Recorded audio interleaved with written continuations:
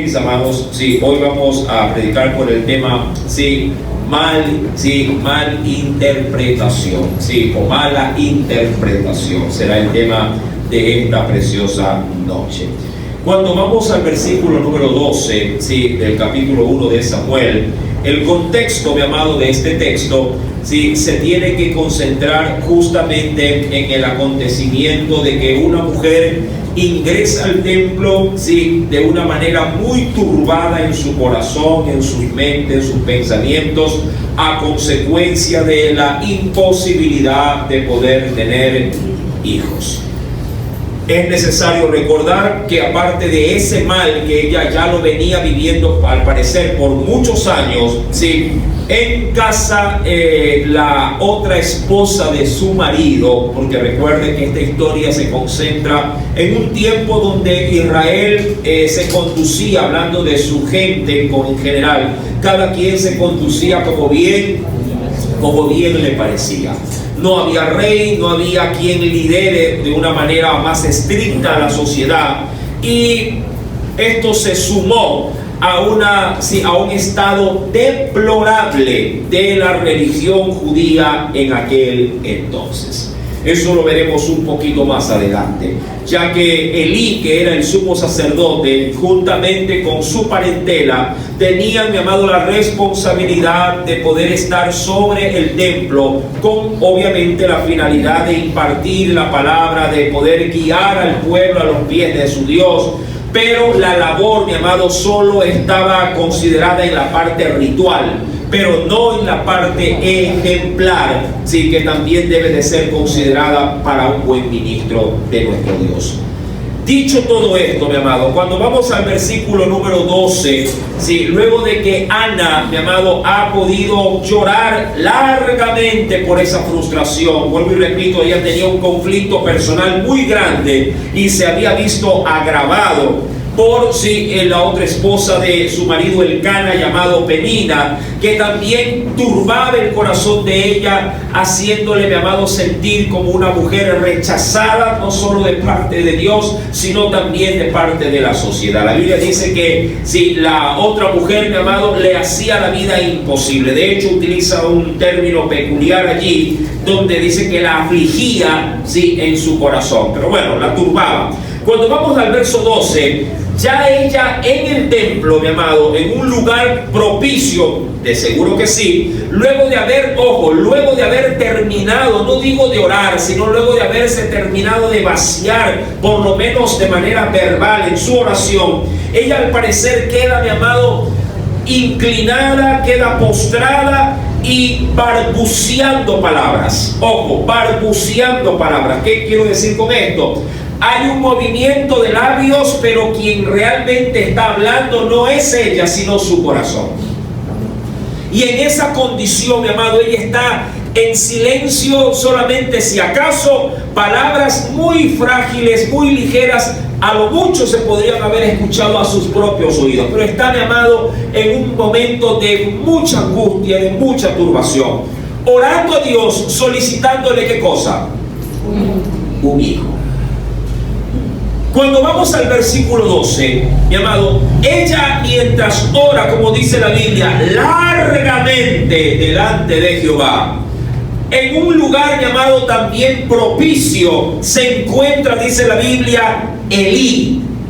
¿Quién es Elí? Ya lo habíamos anticipado, es el sumo sacerdote de aquel entonces, descendiente, por supuesto, de Aarón, mi amado, y perteneciente a la tribu de Leví. Él, juntamente con sus hijos, son línea directa del sacerdote Aarón, y por ende, mi amado, se heredaba el cargo del sacerdocio por ese mismo parentesco. Ahora bien, Elí, dice la Biblia, la observaba, desde un punto obviamente referencial, observando, dice, la boca de ella estaba, ¿no? Verso 13, pero Ana hablaba en su corazón. ¿Y qué más nos dice? Y solamente sus labios se movían, y su voz no se oía. Y ahí, mi amado, en el verso número 13 dice la escritura que Elí, mi amado, sacó algo en conclusión. ¿Qué fue lo que sacó? Que ella se encontraba ebria. Algo curioso, mi amado, que es importante considerar es que para ese entonces lo que se llevaba a cabo o lo que se permitía en ese lugar, mi amado, en aquel entonces, difería enormemente de lo que Dios sí requería para el sacerdocio y para el pueblo que se acercaba al templo para ese sacerdocio. ¿Qué es lo que quiero decir? Mi amado, la vida religiosa del templo estaba en decadencia, estaba a punto de fenecer. De hecho, Dios ya tenía en su mente y en su corazón arrancar del sacerdocio a Elí y también a sus hijos. ¿Por qué, mi amado? Porque la forma en la que Elí se manejaba sirviendo supuestamente a Dios no era una forma, mi amado, correcta. No era, mi amado, diríamos, con la devoción con que se debería de tener en claro el servicio hacia Dios. Por otra parte, mi amado, y quisiera darle una sola expresión que creo que usted la va a entender con claridad: Elí se volvió alcahuete de sus hijos. Fue un completo alcahuete. Es decir, sabiendo que sus hijos, mi amado, tenían un terrible testimonio, les permitía seguir sirviendo dentro del templo en esa misma condición. Tan, mi amado, cruda era la situación que más adelante la misma escritura nos va a dar a saber que la casa de Dios, mi amado, parece mentira, estaba siendo, o los atrios de Dios estaban siendo, mi amado, usados hasta para poder llevar a cabo relaciones de fornicación.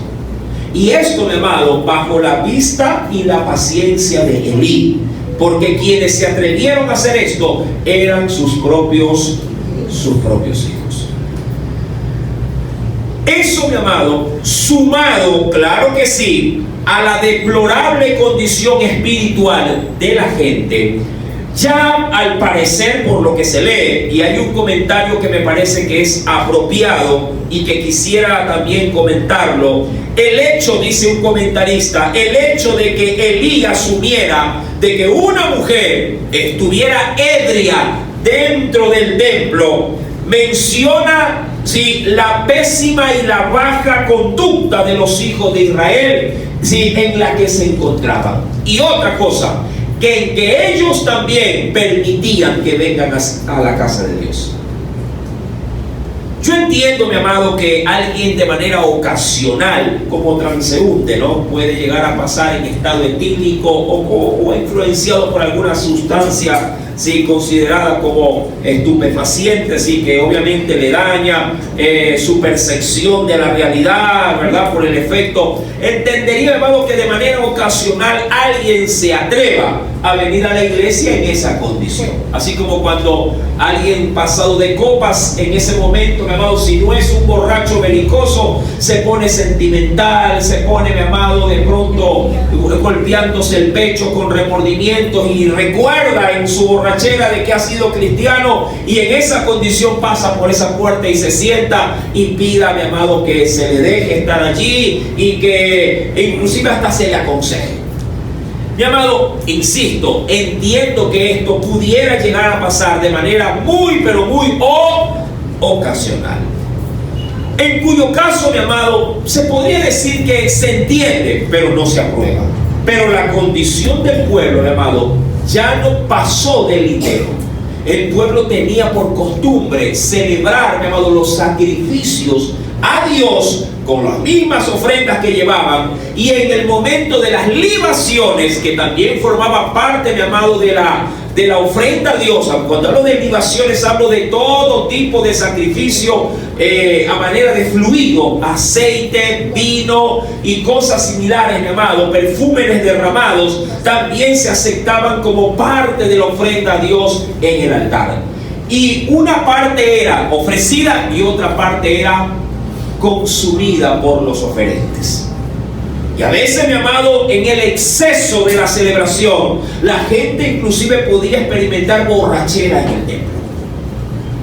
Y el querido hermano, esa era la condición en los tiempos de Ana, en los tiempos de Elí, respecto tanto dentro de los que servían en el templo y los que obviamente, mi amado, sí pertenecían al pueblo. Cuando vamos al versículo número, si volvemos por favor al texto, versículo número 13, Ana, hablando en su corazón, solamente, dice la Biblia, movía sus labios, pero su voz no se oía. Y Elí la tuvo, dice la Escritura, por ebria. Verso 14, ¿puede leerlo por favor? Ajá. Esto, mi amado, es ya un poquito más, ¿cómo le digo? Más enfático, ¿no? Respecto de qué es lo que pensó Elí y cómo reaccionó. Bien dice la Escritura, Elí la tuvo por una mujer ebria, en estado de embriaguez. Luego dice la Escritura que él le dice a esta mujer, digiere tu vino, es decir, la borrachera que te has pegado, pásala afuera, es lo que le quiere decir. Mi querido hermano, a veces las cosas que hacen cierto tipo, mi amado, diríamos de esta forma, las cosas que se hacen muchas veces en ciertas ocasiones pueden llegarse a ser bien vistas por uno y ser también mal vistas por otros.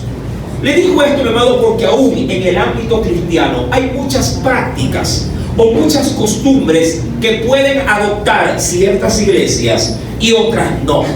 Pero puede haber cuestionamiento de la una para con la otra, o de los miembros de esa iglesia para con los miembros de la otra iglesia, por la práctica o no de esas costumbres. Y si bien es cierto, mi amado, todo esto es, o podría decirse que es legítimamente usado dentro de una iglesia, luego iré con los ejemplos, mi amado, también es cierto que las críticas o como el tema se titula en esta noche, me hago el texto, el mensaje, las malas interpretaciones de eso que se hace pudieran conducir, mi amado, a prejuicios y por ende, mi amado, a emitir criterios que difieren enormemente en la realidad de los hechos. Ejemplo, mi amado, vamos a la Escritura. Quisiera que me acompañe al Nuevo Testamento. Venga conmigo, por favor. En Colosenses, capítulo número 2, acompáñeme por favor, versículo número 16, capítulo número 2, verso número 16. Y ojo con esto, tiene que ser leído con el contexto para poder ser entendido. Verso 16 dice, por tanto, ¿lo tiene? Listo. Por tanto, nadie, que Pablo hablándole a la iglesia cristiana, pero gentil, que estaba en qué lugar, a dónde es dirigida la carta, a la región de Colosenses o de Colosas. Dice el Señor, por tanto, nadie os juzgue o nadie te diga nada, por decirlo de esa forma, en comida o en bebida, hablando de lo que puedas ingerir o de lo que puedas comer, o en cuanto a días de fiesta, a su vez como luna nueva, que esos días el pueblo de Israel celebraba de hecho los tiempos a través de las estaciones de la luna sobre todo, o el día, dice aquí, de fiestas, de luna nueva o de días de reposo. Como diría cualquiera, bueno, yo quisiera considerar, hubiera dicho en los tiempos de Pablo, un cristiano gentil, yo quisiera considerar guardar un día así como lo hace el pueblo judío, guardando el sábado, porque me parece que es una fiesta que el pueblo de Israel la hace con sinceridad y que se ve bien y que no podría de una u otra forma ser imitada hasta cierto punto, sin ser tan estricto como ellos lo son. Decía alguien de pronto como cristiano gentil y decía, y me gusta y quisiera tomar algo de aquello. Alguien posiblemente, mi amado, de la época me refiero, le podría haber dicho, no, tú eres un cristiano no judío, tú eres un cristiano gentil. Y para nosotros la forma o la manera de llevar nuestra vida cristiana nada tiene que ver de apegos estrictamente de la ley. Sin embargo, mi amado, aun cuando esto podría generar algún tipo de, insisto, de rechazo o de señalamiento o de discriminación, la Biblia dice, nadie te juzgue si lo quieres hacer. Nadie se levanta en ti como juez para señalarte y decirte por qué lo estás haciendo. Dice aún más la Biblia, verso 17. Todavía no llego a donde quiero llegar. Dice el Señor, todo lo cual, es decir, ese tipo de prácticas, hablando del respeto al día de reposo o de las costumbres de la ley, todo lo cual, todo eso, dice la Biblia, es simplemente, ¿qué cosa? Para un creyente, es sombra de lo que ha de venir. Pero el cuerpo, hablando de la iglesia que lo conforma, el cuerpo le pertenece a ¿quién? ¿De quién es? Es de Cristo. Y lo que quiere decir con esa expresión Pablo es: el único que puede juzgar las decisiones o las determinaciones de cómo llevar el culto a Dios, solo lo puede juzgar ¿quién? Cristo. Avanzo, verso 18. Nadie os prive de vuestro premio, afectando humildad y culto a los ángeles. Ojo con esto: entremetiéndose en lo que no ha visto, vanamente hinchado por su propia mente carnal, y no haciéndose o agarrándose de la cabeza, hablando de Cristo, en virtud de quien todo el cuerpo, nutriéndose y uniéndose por las coyunturas y ligamentos, crece con el crecimiento de ¿quién, mi amado? Con el crecimiento que lo da ¿quién, dice la Escritura? ¿Quién lo da? Lo da Dios. Sigo leyendo, voy a ir hasta el versículo número 23. Verso 21. Tales como, y da ejemplos: no manejes, y no se refiere a manejar de auto, es decir, no te conduzcas de esa manera, dirá alguien. No gustes, es decir, ¿por qué estás comiendo si estamos de ayuno? ¿Qué más? Ni aún también toques, cuidado, te contaminas, porque todo esto es aspectos de la ley, todo esto, amado, en conformidad a mandamientos y a doctrinas también de ¿qué? De hombres, cosas que todas se destruyen o se deterioran con el uso. Y aquí, verso 23 es donde llega. Tales cosas o tales prácticas o tales ejercicios tienen a la verdad cierta, dice aquí, reputación o validez de sabiduría, pero Pablo aquí, mi amado, lo puntualiza muy, pero muy precisamente bien. Dice, esto podría ser válido, podría ser, mi amado, aprobado, pero en culto, dice la Biblia, punto 1, en culto voluntario, es decir, de quien desea hacerlo de manera personal y de hecho no obligado. Luego dirá, en humildad y en duro trato del cuerpo, pero no tiene valor alguno. Y esto es lo triste, que ese sacrificio que tú pudieras hacer por algo que tú te impones, aun cuando tú desees obtener algo de ventaja para tu vida espiritual, posiblemente, mi amado, no te vaya a servir contra los apetitos de la carne. Antes de aterrizar esto dicho y llevarlo obviamente al hilo de Samuel, porque por ahí lo desprendimos, ¿sí? ¿Por qué digo esto? Porque ¿cómo se encontraba la mujer de Elcana en este caso? Ana, ¿cómo estaba? Postrada, rostro en tierra, algo que posiblemente no era habitual en ese entonces, orar de esa forma en el templo, de rodillas sí, postrado sí, pero ella estaba completamente echada. Luego, mi amado, balbuceando, sí, y solamente se le veía ¿qué cosa? Mover sus labios. Pero Elí como que no sé cómo le hizo, no sé si tuvo mirada de gancho, porque si estaba postrada, mi amado, y solamente balbuceando, Elí se tuvo que ver, inclusive hasta medio inclinado para verla, ¿verdad? Porque hay cosas que no se pueden ver así nomás, como cuando usted de pronto se le mete el espíritu de la curiosidad y dice, ¿con quién es que está el hermano? Y usted como que se da la vuelta, está con fulano, y se vuelve ya.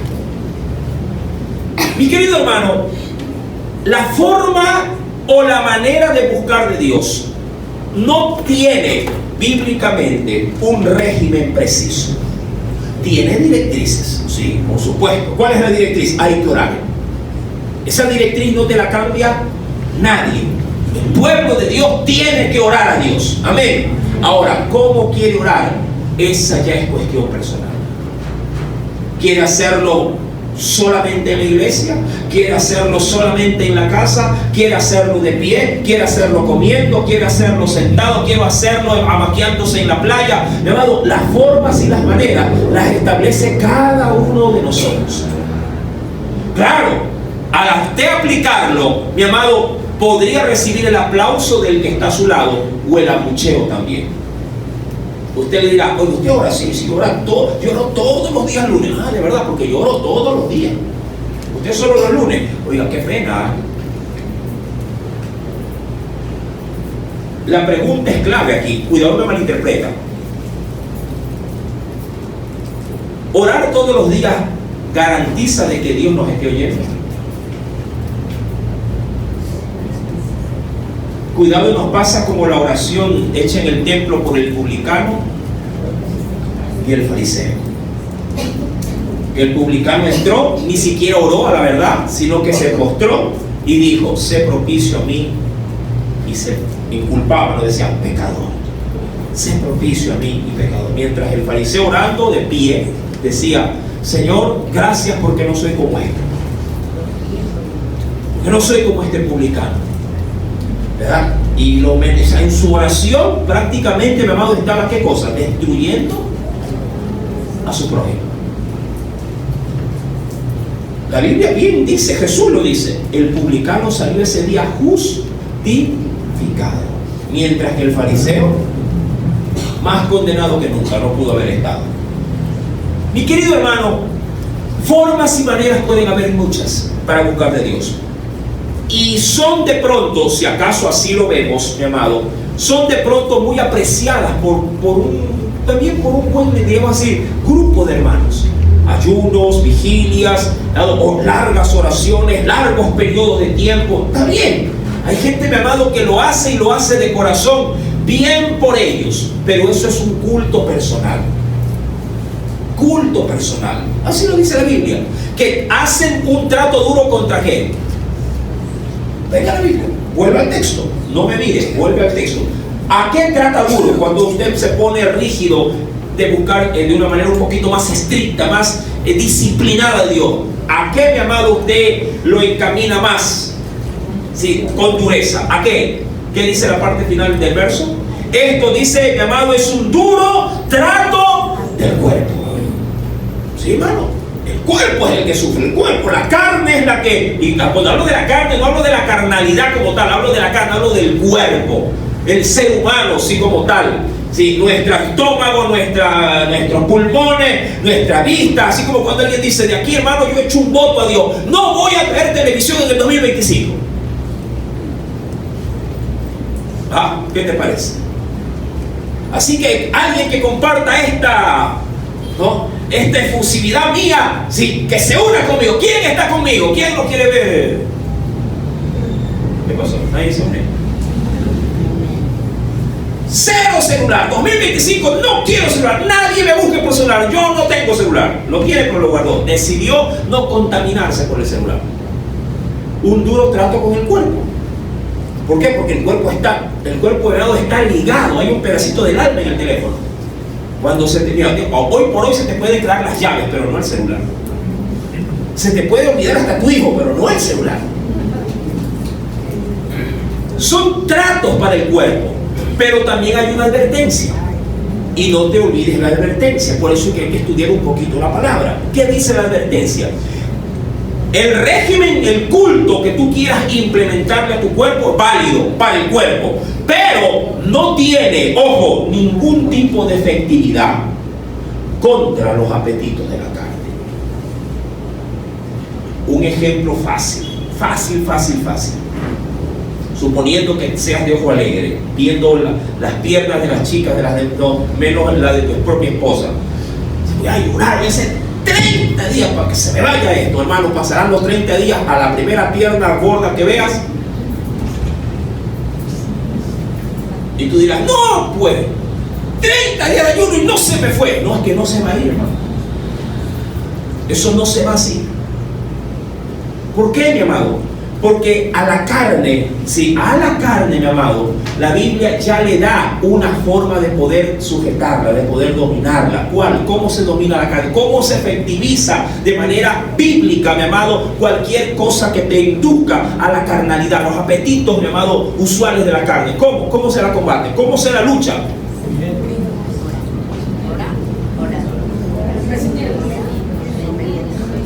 ¿Al mundo lo vence? Dios de eso olvidó, vea eso. Y yo queriendo avanzar en el 2025. ¿Al diablo cómo se lo vence? Ahí va bien, ahí vamos, y ya como que se va alineando la cometa. Al diablo, mi amado, se lo resiste. Al mundo lo vence nuestra fe. Y para los apetitos de la carne, mi amado, huir, dice el Señor. Sí, hermano. Aquí está el régimen de cómo se contrarresta.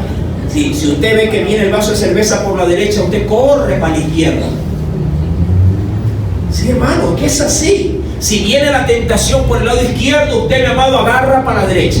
Si viene por abajo, usted se va por arriba. Si viene por arriba, usted se va por abajo. Usted tiene que huir a la carnalidad, mi amado. Usted tiene que huirle. Se tiene que ver como un cobarde para el mundo, pero como un hombre valiente, una mujer valiente para Dios. Solo Dios valora, mi amado, cuando uno asimila hasta dónde le aguanta la carne. El problema es que a veces nos inclinamos por ella y cuando se presenta uno dice, yo estoy preparado en el hotel ya. Y está preparado. No, hermano, la carne es débil. La carne es débil. La oración, ¿sabes para qué nos sirve en ese tipo de males? Para pedirle a Dios que no caigamos en esa tentación. Sí, es para eso, para no caer cuando la provocación venga. Luego tenemos que tener bien claro el panorama bíblico cuando se trata de cómo afrontar nuestros propios males. Pero el buscar de Dios no tiene un parangón establecido. Hay muchas formas y todas para mí creo que son válidas. ¿Por qué? Porque si cada quien lo hace de todo corazón, Dios lo acepta, lo recibe.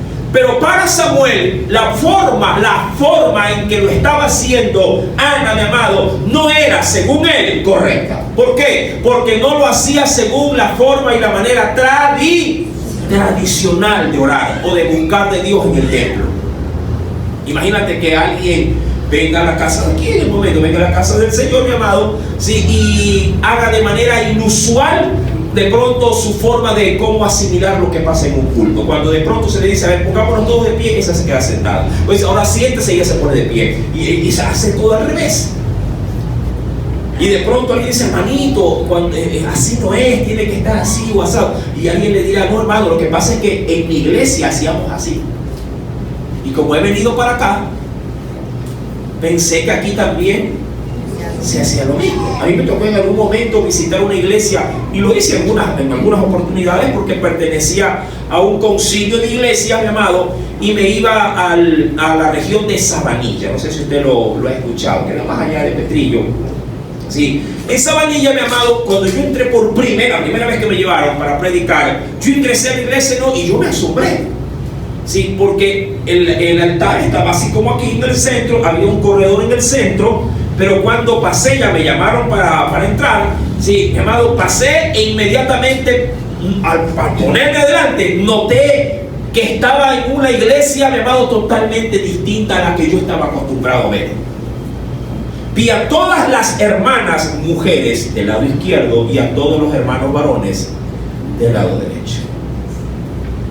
Acá, mi amado, solo damas, ni un solo varón.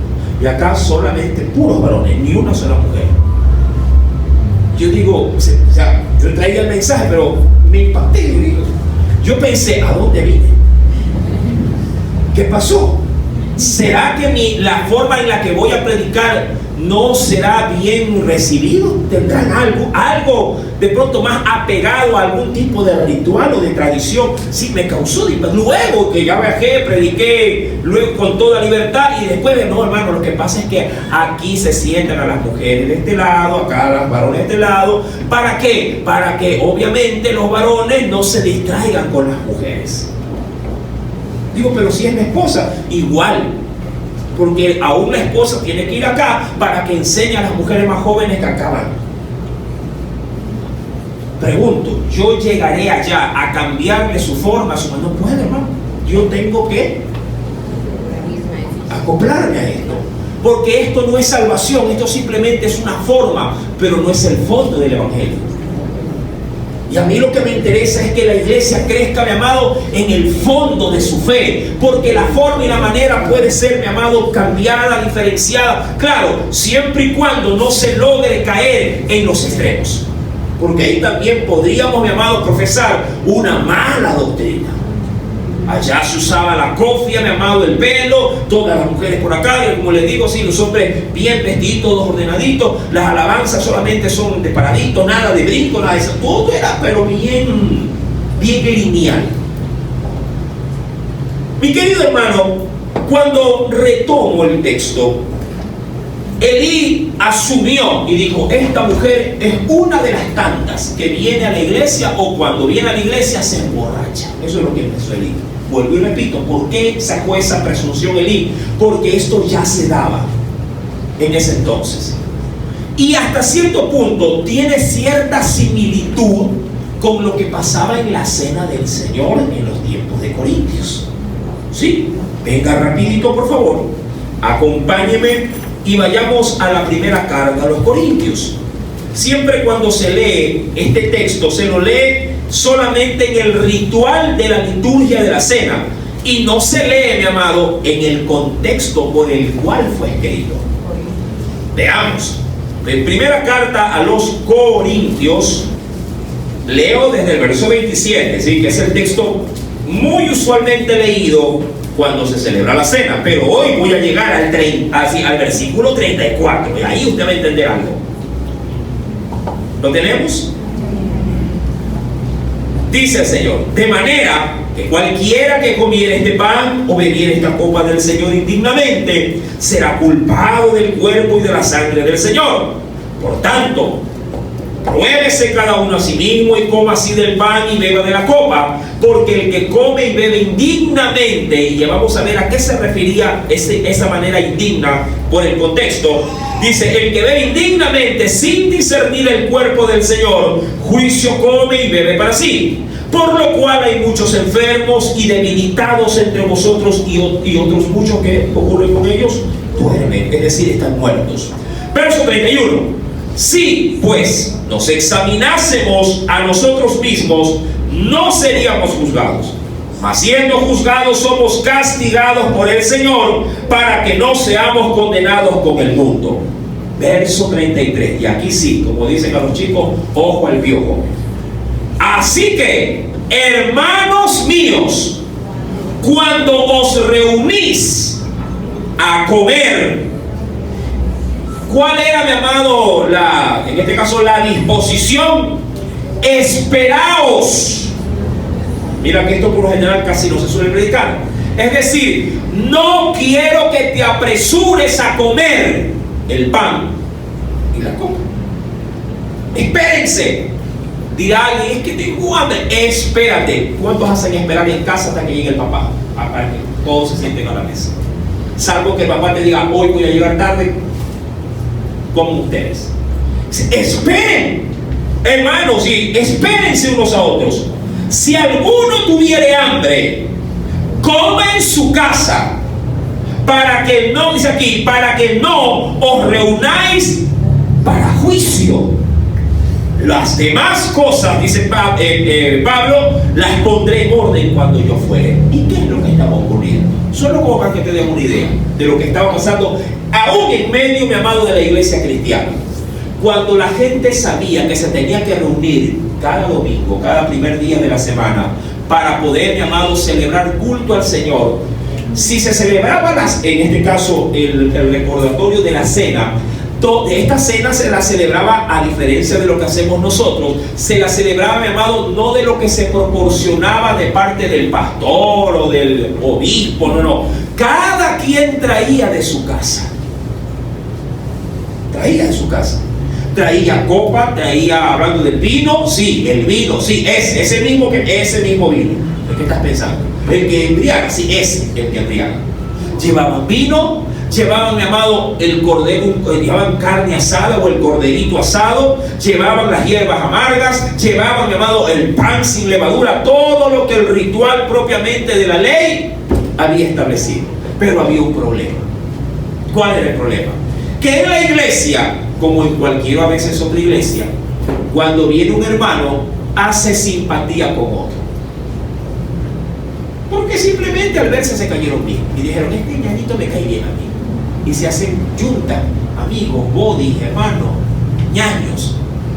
Y claro, al final de la reunión decían, mira, yo llevo el vino, ¿qué vas a traer? Ya llevo el corderito y no faltaba otro. ¿Tú qué vas a traer? Ya yo traigo el pan sin levadura, perfecto. Y esto, mi amado, se hacía en un grupo. Y cuando venían en este caso al aposento o al lugar donde se había establecido la reunión, lo primero que hacían es, vamos comiendo. Está calientito y rápido, porque esto no va a alcanzar para el gentío que va a venir.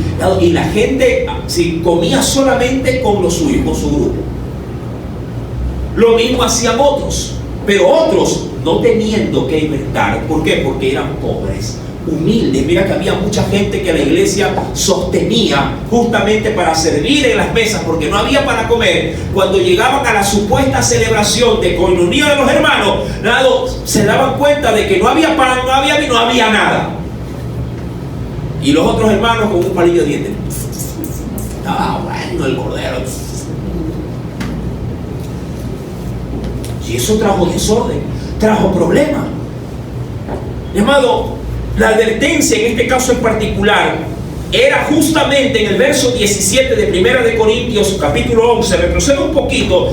Pablo le dice, pero al anunciar esto que sigue no os alabo, porque no congregáis para lo mejor, sino para lo peor. Pues en primer lugar, cuando os reunís como iglesia, oigo que hay entre vosotros, ¿qué cosa? ¿Y en qué sentido habían divisiones? En este caso, porque se hacían grupitos, olvidándose de que en la iglesia no deben de haber grupitos. En iglesia un solo es el cuerpo. Amén. La mano no le dice a las uñas, ay, ustedes son mis amigas y se van para acá. Y dice, hey, para acá que hay que agarrarle la mano. No, que estén para acá. Agarra el martillo o agarra el clavo, porque con la otra mano voy a pegar. No, todo el cuerpo tiene que obedecer. En Cristo, mi amado, todo el cuerpo está unido. ¿Verdad que es así? Entre todos nos saludamos, entre todos nos abrazamos con sinceridad, entre todos compartimos, mi amado, también nuestros momentos de alegría y nuestros momentos también de tristeza. ¿Por qué, mi amado? Porque debemos sujetar nuestro cuerpo a la disciplina de la forma y de la manera en que Dios nos ha dicho que se debe de vivir la vida cristiana cuando estamos reunidos como iglesia. Por lo menos cuando nos reunimos, mi amado, todos somos un todo. Todos somos un todo. Y Pablo le dice, pues en primer lugar, cuando os reunís, verso 18, como iglesia, oigo que hay entre vosotros divisiones. Y en parte, dijo Pablo, lo creo. Porque es preciso que entre vosotros haya divisiones, para que se hagan manifiestos entre vosotros los que son aprobados.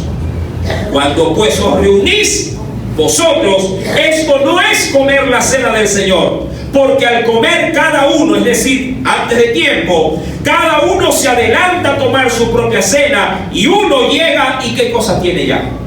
Tiene hambre, y otros se embriagan. Es decir, tan desordenados eran, mi amado, por esos grupitos que tenían, que unos, como le digo, salían con la barriga hinchada de tanto comer, y otros salían borrachos, se embriagan. ¿Y celebrando qué cosa? Por eso hay que decir un poquito. Sí, ese vinito que uno compra, mi amado, si usted ya lo destapa y lo deja, se fermenta. Se fermenta. Y si usted se lo toma después de una semana, le dice, hermano, ¿qué pasó, hermano? ¿Qué pasó? se va a embriagar, por supuesto. Mi querido hermano, ellos pues, ¿sí?, unos dejaban con hambre, otros salían embriagados. Pues ¿qué? Dice Pablo. ¿No tenéis casas en donde puedan comer cada uno obviamente de su propia familia y bebáis? ¿O menospreciáis la iglesia, dice, de Dios, y avergonzáis a los que no tienen nada? ¿Por qué? Porque también hay que ser consciente. En una iglesia hay gente que tiene algo, hay gente que tiene poco y hay gente que no tiene nada. Y el que tiene algo debe de compartir con el que no tiene nada. Y el que tiene poco debe de aprender, mi amado, a ser equilibrado y dar cuando tenga la oportunidad de hacerlo. Porque todos somos un cuerpo. Dicho esto, ya te darás cuenta que esos mismos males que se vivían en los tiempos de Samuel también se vivían en los tiempos de la iglesia. Sí, en este caso la iglesia gentil, en Corintios. Cuando retomamos, para concluir, cuando retomamos, mi amado hermano, el versículo número 14, Elí estima que esta mujer, entre tanto sacrificio, tanta libación que había, esta mujer se había embriagado y estaba en esa condición orando, y le dice: digiere tu vino. Verso 15. Y Ana le respondió diciendo: no, Señor mío, yo soy una mujer atribulada de espíritu.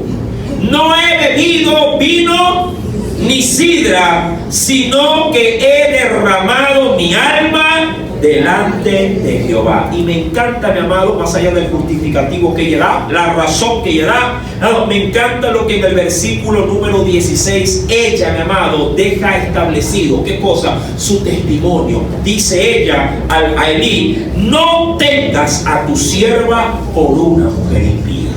Quiero leer solo un texto, no quiero entrar en detalle porque eso será motivo de estudio más adelante. En el versículo 17, solo como para que veamos la gravedad, mi amado, de lo que estaba ocurriendo en el templo, se dice ahí, ¿sí?, de manera muy puntual, dice la Biblia: era pues, ¿lo tiene? 1 Samuel 2, verso 17, era pues muy grande delante de Jehová el pecado de los jóvenes. Hablando de quiénes, de los hijos de Elí, porque los hombres, dice aquí, menospreciaban las ofrendas de Jehová. ¿Por qué, mi amado? Porque los hijos de Elí, ellos sí, agarraban de lo que llevaba el pueblo, amado, y se embriagaban, comían hasta por las narices, se les salía la cara. Mientras quienes iban humildemente, sin nada, muchas veces queriendo obtener algo al buscar de Dios en la casa del Señor, sí, se quedaban con las manos estiradas. Vueltos a 1 Samuel capítulo 1, Ana aclara diciéndole, versículo 16: no tengas a tu sierva por una mujer impía, porque por la magnitud, o la gravedad también se puede entender, por la magnitud de mis congojas y de mi aflicción he hablado hasta ahora. Es decir, me he quedado orando de esta forma. Ahora, hay que entender algo, mi amado. La oración que hace Ana está detallada. La oración está detallada, ¿sí?, acá en el capítulo 1, versículo número 10 al verso 11. Ahí está la oración sintetizada, resumida de Ana. Pero Ana no oró lo que duró esos 2 versículos. Ana oró largamente por horas. ¿Qué es lo que implica esto, mi amado? Yo entiendo que hoy por hoy vivimos en un periodo de tiempo donde todo es, mi amado, por medio de la rapidez, del corre-corre de las cosas. Yo entiendo, pero amado hermano, si algo Dios no te va a admitir, ni a ti ni a mí, es que tú, mi amado, lo trates a Dios como tú lo tratas, por decirlo así, a tus clientes, o los clientes tratan a los dueños de lo que quieren ser atendidos, que todo el mundo quiere. ¿Qué cosa? Rápido. Vean, con el carro, atiéndame rápido. Vas al banco, primero yo la mesa. No, así no es. Cuando tú te vas a buscar el rostro de Dios, tú tienes que dedicarte tiempo. ¿Sí, hermano? No vas a hablar, mi amado, con el vecino de la esquina. No vas a hablar, mi amado, con el compañero. Vas a hablar con el Rey de Reyes, Señor. Vas a hablar con mi amado, el Dios del universo. El Dios que creó, mi amado, tu cuerpo y te dio la oportunidad de que puedas abrir tus ojos el día de hoy. Tienes que entender, mi amado, que cuando tú te inclinas a buscar el rostro de Dios, tienes, mi amado, que hacer una pausa. Tienes que darle, mi amado, sí, un tiempo prudencial al Señor para orar. Sí, mi amado. Te vas a acercar ante el trono de la gracia. Y para Ana, mi amado, lo que se lee del verso 10 al versículo 11, donde ella le dice amargamente, llorando al Señor, que tiene una necesidad por un hijo y que quiere consagrarlo si acaso su oración es escuchada, mi amado. Eso durará a lo mucho que unos 60 segundos. Pero de ahí en adelante, amado, ella está clavada, amado, intercediendo, humillándose y rogando a Dios para que esto sea una realidad. Su tiempo en la casa del Señor, amado, fue de estrictamente búsqueda, como debe de ser, hermano. Cuando uno viene a este lugar, viene a buscar de Dios. Y debe de venir con sus 5 sentidos, no a dormirse, no a cabecear, a andar luchando. Yo le digo, cuando alguien viene, amado, en esa condición, yo mismo le digo, váyase a su casa y descanse. Y venga el día de mañana con una mente lúcida. Y si acaso, mi amado, por allí le vence, tómese un café bien cargado y venga activo, venga, chúpese un caramelito, amado, para ver si el azúcar lo levanta, como lo hace con las criaturas. Pero usted aquí, mi amado, tiene que venir a Dios a darle el 100%. Vaya a dormirse pues en el trabajo a ver qué le pasa. ¿Sí? En una reunión cabeceale al jefe a ver si no le pone su buena multa. Mi amado hermano, para Ana su tiempo de búsqueda no ha tenido límites, y para Elí esto ha sido cosa extraña. Bien se podría decir más adelante que Elí, mi amado, era el que dormía, mientras que un niño tenía su oído atento a la voz del Espíritu. Versículo número 17. Luego de que ella da el justificativo indicado, en el verso 17, él, mi amado, reacciona por esa mala interpretación de las cosas. Él reacciona y le responde diciéndole: ve en paz, y el Dios de Israel te otorgue la petición que le has hecho. Y ella dijo: halle tu sierva gracia delante de tus ojos. Y se fue la mujer por su camino. Y luego de eso, mira, me encanta esto, me encanta. ¿Qué dice que ocurrió? Dice, y comió y no estuvo, ¿qué cosa?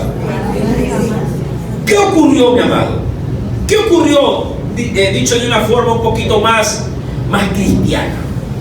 Cuando yo voy al Nuevo Testamento, ven conmigo, por favor, ven conmigo. Quisiera leer algo especial. Colosenses capítulo 4, verso número 2. Escucha esto con mucha atención. Dice el Señor: perseverar. ¿En qué? En la oración. Pero también, mi amado, al hacerlo, Dios pone para nosotros, mi amado, pone un referente. ¿Cuál es ese referente? Que cuando estemos, mi amado, constantemente buscando el rostro de Dios en oración, lo hagamos velando, es decir, estando atento en ella, con acción de gracias. Como diciendo, cuando vengas a pedirme o vengas a solicitar en oración algo delante de mí, tienes que venir con la plena certidumbre de que lo que me has pedido yo te lo concedo, y tú ya desde ahora me lo vas a agradecer. Imagínate que un muchacho te diga, ¿no? qué sé yo, unos 5 años, te diga: mamá, cómprame tal cosa. Y tú le escuchas de buena gana y le dices: ya, mi amor, más tardecito que salgo, luego después de hacer el almuerzo, voy y se lo compro. Y que muchos muchachos responden así: gracias, mamá. ¿Sí he escuchado, no? Gracias. Como diciendo, ya eso que le pedí, ya está hecho. Y mi mamá ya me lo trae, y antes de cualquier cosa, yo ya le di así. Pero a veces nuestra forma de orar, mi amado, conlleva, a la verdad, conlleva incertidumbre. Ay, Señor, discúlpame. ¿Será que me pueda? ¿Será que me podría tal cosa? Si acaso, ¿qué, hermano? Para ti es que no se puede. Para mí, mi amado, es que a la verdad se ve imposible. Pero para Dios, ¿habrá algo imposible para Dios, hermano? ¿Habrá alguna limitación? ¿Habrá alguna restricción donde Dios dice, uy, papito, qué pena, pero eso yo sí no puedo? Sí, eso sí, desea la idea de que no va.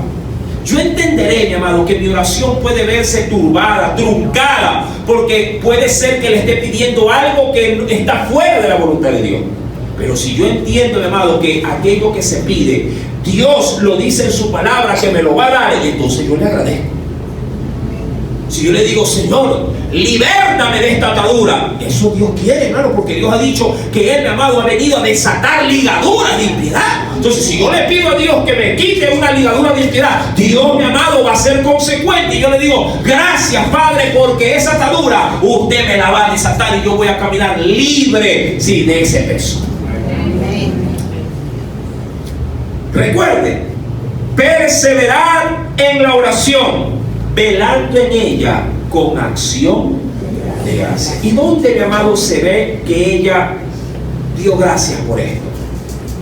Cuando uno lee, diríamos más pausado, en 1 de Samuel capítulo número 1, versículo número 18, cuando ella, mi amado, manifiesta no lo que dice, sino lo que hace. Halle tu sierva gracia delante de tus ojos. Es decir, ojalá, Dios, no ojalá. Ella dice, halle gracia delante de tus ojos mi oración. ¿Cuándo ella da gracia? Aquí. Se fue la mujer por su camino. ¿Y qué hizo? El ayuno que lo estaba haciendo, o la privación que ella ya la dejó. Digo, es como que si ya hubiese, ¿qué cosa? El ayuno hubiese ya sido respondido. Comió. ¿Y qué más? Y no estuvo más triste. Aun cuando le cuento algo, fuera del templo estaba Penina diciéndole, ahí viene la que no tiene hijos. Pero ella, ¿qué dijo? No, yo al diablo, yo ya no lo voy a oír. No a Penina, sino al diablo, ¿no? Al que usaba el diablo para amargarle la vida. El problema es que muchas veces, mi amado, más peso o más de pronto valor tú le das a lo que dice el mundo que a lo que te dice Dios. Y si Dios dice, tranquilo, mijo, yo me voy a hacer cargo de ello que me ha pedido, entonces yo digo, Señor, gracias. Y no caminaré preocupado. Atento, sí, a que esto se cumpla. Y a recordárselo las veces que sea necesario. Pero yo sirvo a un Dios fiel, un Dios que me ha dicho, no te dejaré, no te desampararé. Sí, mi amado, clamamos a Él y Él nos va a responder. Amén. Aleluya. Sí, de la otra fuerte de aplauso.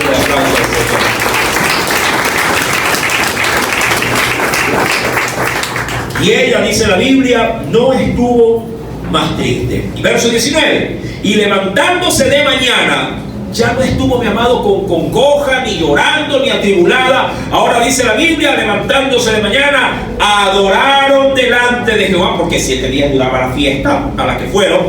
Adoraron delante de Jehová y volvieron y fueron a su casa en Ramá. Y ahí, mi amado, el milagro se concreta. ¿Sí? Esto me recuerda cuando algo se enseñó de Sara y Abraham, ¿no?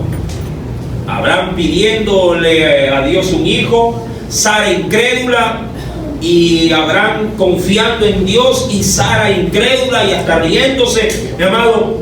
Pero cuando la palabra de Dios llegó para que se pueda cumplir, la incrédula tenía que aceptar, llamado, ojo, por la fe de que tenía que acostarse con su marido, porque ella admitió que la costumbre que tenían las mujeres en ella ya había cesado. Es decir, como para que biológicamente su cuerpo pueda gestar un hijo, Y es verdad, hermano. ¿Por qué? Porque una mujer de 85 años, como lo tenía, era la edad de Sara, ¿en qué momento, mi amado, en este caso los ovarios iban a qué cosa? ¿A producir qué cosa? Óvulos. Ya no producía.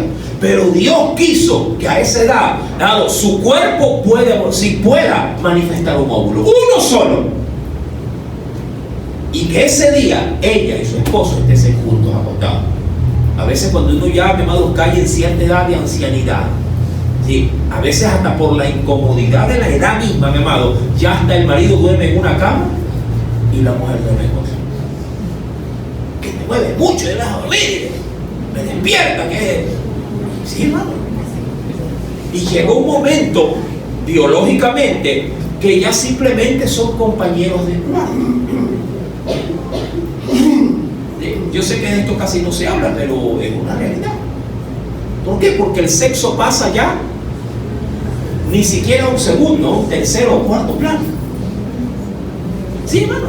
¿Por qué? Porque ya biológicamente los cuerpos ya no están, en este caso, diríamos, produciendo, ¿sí?, lo que es necesario para que exista una relación sexual.